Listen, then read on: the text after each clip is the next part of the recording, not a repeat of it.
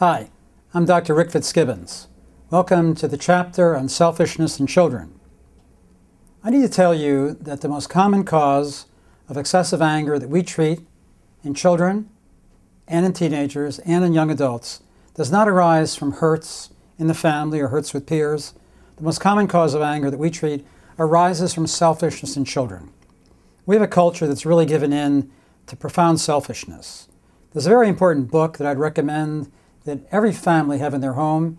It's called The Selfishness Epidemic, Living in an Age of Entitlement. We are in a culture of strong entitlement, where people feel entitled to do whatever they want to do, and if they don't get what they want, then they overreact in anger.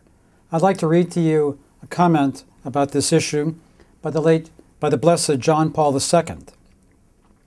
The great danger for family life in the midst of any society whose idols are pleasure, comfort, and independence lies in the fact that people, and I would add children, close their hearts and become selfish.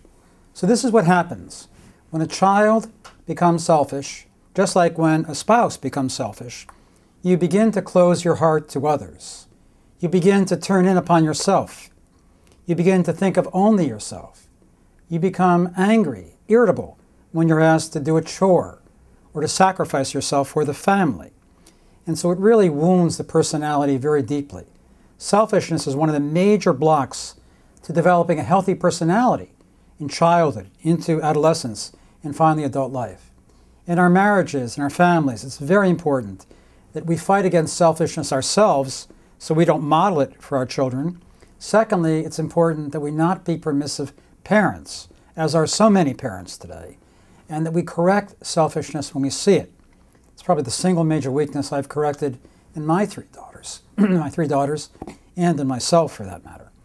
So selfishness needs to be attacked, and you attack it by teaching children to grow in generosity, to be giving, to do chores, to teach them that they have to give to the family, that they don't just take from the family, that they give to the family, they give to their friends, they give to the culture at large.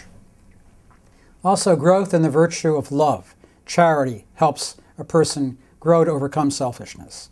Of course, we want our children to be very loving, but it's hard to be very loving in childhood. It's hard to be very loving in marriages unless you're fighting against selfishness, which Pope Benedict says has the pull on each one of us like the effect of gravity.